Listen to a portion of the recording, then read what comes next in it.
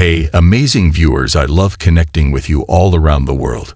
Stay with me until the end, because what I'm about to share will leave you inspired and ready to take control of your own life. In today's story, you'll hear about an incredible twist that no one saw coming. Also, if this is your first time here, press the subscribe button and join our incredible journey. The courtroom buzzed with energy, but it wasn't the typical hum of legal proceedings. No, this was different. It felt as though the air itself was charged with uncertainty. Whispers filled the room like an uneasy tide, an undercurrent of disbelief rippling through the crowd. All eyes were fixed on one person, Judge Harold Carver, a seasoned veteran of the bench who had seen it all. He adjusted his glasses with deliberate slowness, peering down at the young girl standing at the podium. The corners of his mouth quirked upward in an amused smirk. "Let me get this straight," Judge Carver said, his voice dripping with incredulity. "You, a high school sophomore, are trying to argue constitutional law in my courtroom." His eyes twinkled with the kind of amusement that made the onlookers uneasy, but Emily Taylor didn't flinch. She wasn't here to be intimidated. The laughter rippled through the crowd, a murmur of disbelief spreading like wildfire. The room felt smaller somehow, as if all the attention was focused on Emily. She stood tall, her hands gripping the podium with white-knuckled intensity, but her voice, steady, unwavering, cut through the tension in the air. "Yes, Your Honor," Emily replied, her tone clear, resolute. "I'm here to argue that this case is about more than just one person's rights. It's about the rights of millions." Judge Carver raised an eyebrow, clearly skeptical. "Millions, you say?" he said, his smirk deepening. "Fascinating. I suppose you'll teach me the law now, Miss Taylor." The courtroom erupted again in laughter, the crowd feeding off the tension between the judge and the young girl. But Emily didn't waver. She held her ground, refusing to let their mockery break her focus. In that moment, she wasn't just a teenager. She wasn't even just a daughter of a lawyer. She was a force that wouldn't back down, no matter how impossible the odds seemed. "I believe I just might, Your Honor," she said firmly, her voice unwavering. The room fell into stunned silence. The judge leaned back in his chair, his smirk faltering for a fraction of a second. Something flickered in his eyes, but it disappeared just as quickly as it had appeared. Was it doubt? Was it fear? It was impossible to say. Judge Carver's voice cut through the silence. "All right, Miss Taylor, impress me." The air in the room seemed to shift, electric with anticipation. All eyes were on Emily now, every person in the room waiting to see what would happen next. Would this young girl be crushed by the weight of a courtroom, or was she about to turn the tables in a way no one expected? 6 months ago, Emily's life had been a far cry from this intense moment. She was just a shy high school sophomore, blending into the background of Willow Creek High School, her life revolving around basketball practices and late-night study sessions. She was smart, sure, top of her class, but she was always in the shadows, feeling invisible in a world full of louder voices. But now, here she was, standing in front of the most powerful people in the room, the very people who held the keys to change. And she wasn't about to let this moment slip by. The fight she was about to begin wasn't just about a case. It was about something much bigger. In the crowd of spectators, there were people with vested interests in seeing her fail. And yet, Emily stood there, a teenager with no legal degree, no experience, but with something far more powerful: belief. She believed in fairness, in justice, in standing up for what was right. And she was going to show everyone in that courtroom exactly what it meant to have courage. But how did she get here? How did a small-town girl find herself at the center of a case that could potentially change history?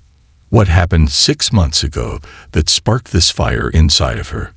This is where the story truly begins, the moment Emily Taylor's world collided with something much bigger than she had ever imagined. 6 months earlier, Emily Taylor was just another teenager in Willow Creek, California, her days filled with the usual high school routine. School, basketball practice, homework, Life was simple, and though she was known for being smart, she never thought much about leaving the quiet boundaries of her small town. But everything changed one night when her dad, a civil rights lawyer, came home looking like he had been through a storm. She was in the kitchen, quietly studying, when she heard the door creak open. Her dad's briefcase hit the floor with a thud. He collapsed into a chair, his face pale and drained of the usual optimism that usually lit up his eyes. Emily set down her pencil and quietly walked over. "Rough day?" she asked, her voice soft but laced with concern. Her dad, Robert Taylor, rubbed his temples and sighed deeply. "You could say that," he muttered. "I've been working on a case that could set a legal precedent for decades, but they want to throw it out before we even get a hearing.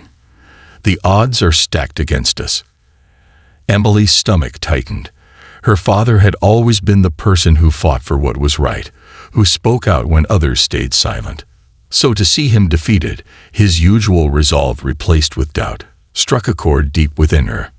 "What's the case about?" Emily asked, pulling out the chair beside him. Her dad's voice dropped a little, his shoulders sagging under the weight of it all. "It's about equal access to education," he explained. "There's a young girl in Riverside County who was denied admission to her local school because of a technicality.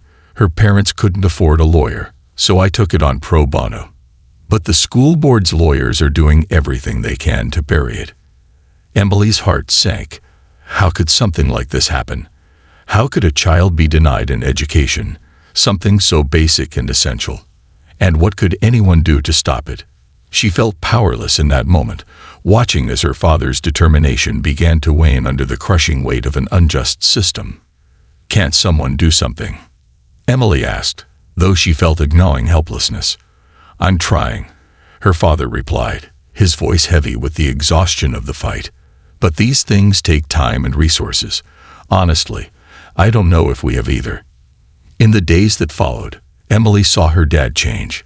His spirit, once unbreakable, seemed to fracture with each passing day. His exhaustion grew, and the sparkle in his eyes faded. Emily wanted to help. She had to help. But what could a 15-year-old like her do in a battle of such magnitude?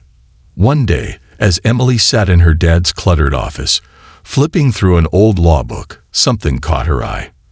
It was a case, a Supreme Court case, one that had redefined educational rights decades ago. As she read through the details, a fire sparked inside her.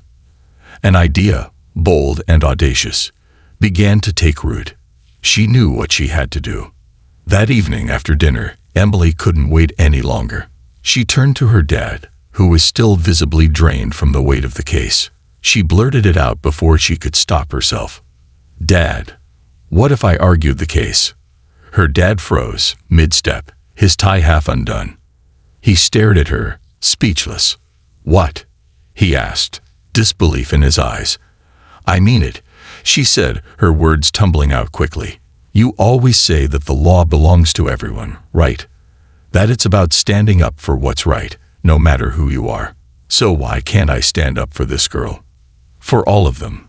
Her dad stared at her, his expression unreadable. "Emily, it's not that simple," he said quietly. "Courtrooms aren't like school debates. They'll tear you apart." But Emily's voice was already rising with conviction. "What if they don't? What if I'm ready?" Her father shook his head, concern flashing across his face. "Emily, this isn't a game. These are real stakes." But Emily was determined. She threw herself into studying the case, reading every law book she could get her hands on, discussing strategy with her dad late into the night. The doubts that her father had didn't faze her. She wasn't going to back down. She couldn't afford to. The day Emily walked into that courtroom, the crowd watched her closely. She was just a girl, one who could easily be overlooked. But she wasn't there to be overlooked. She was there to change the world. And now, the moment had arrived. Would this teenage girl, armed only with courage and an unwavering sense of justice, stand tall in the face of overwhelming odds? Would she be able to change the course of history with nothing more than her belief in what was right? Judge Carver's smirk said it all. Impress me. And Emily was about to show him how she would do exactly that. The courtroom was eerily silent, but the air was thick with anticipation. Emily stood at the podium, her heart hammering in her chest. She could feel the weight of every eye in the room upon her. Every word she spoke would matter, and she knew the magnitude of this moment. This wasn't just about a young girl denied an education anymore. This was about something far bigger, about standing up to the injustices that so many had chosen to ignore. As the judge's gavel echoed in the courtroom, Emily took a deep breath and began. "Your Honor," she started, her voice steady. "This case isn't just about one girl being denied access to education. This is about systemic barriers that have been ignored for far too long." Her voice, once soft and unsure, now rang out with a power she didn't know she had.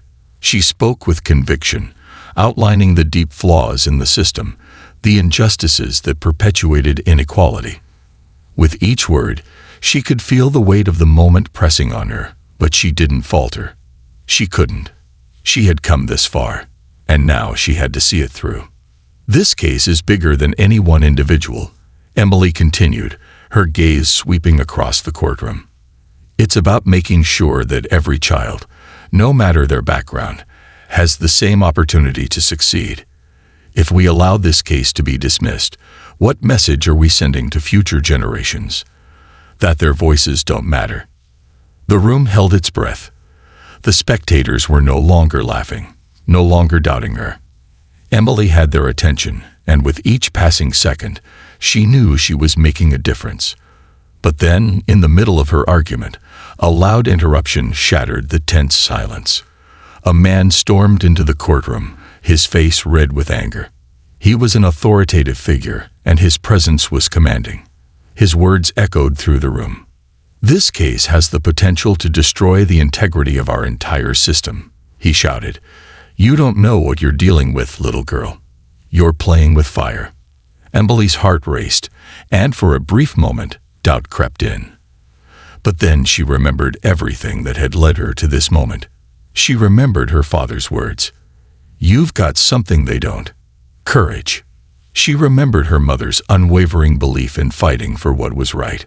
She remembered the girl in Riverside County, the girl who had been denied her rights just because no one was willing to stand up for her.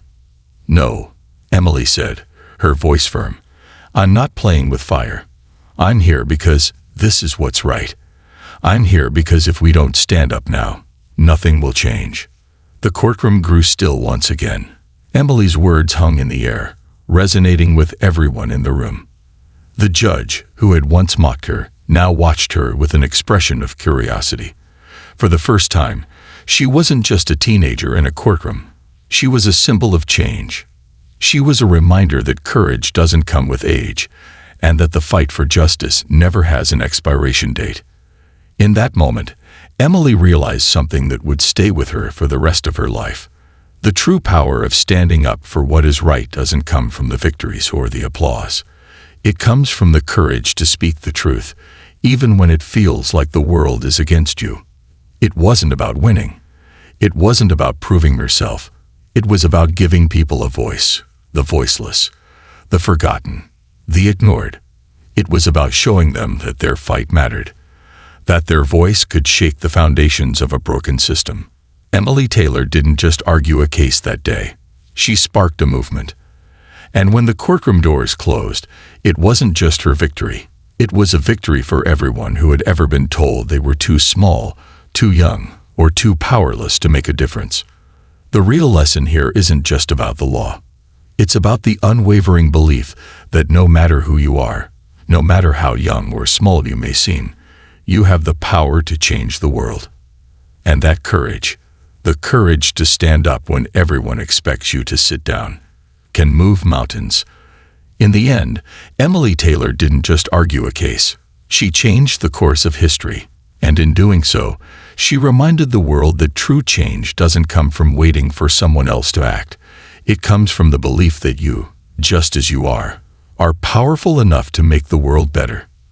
So, the next time life challenges you, remember Emily's story. Remember that courage comes in all forms, and that no one is ever too small to make a difference. The only question is, will you step up?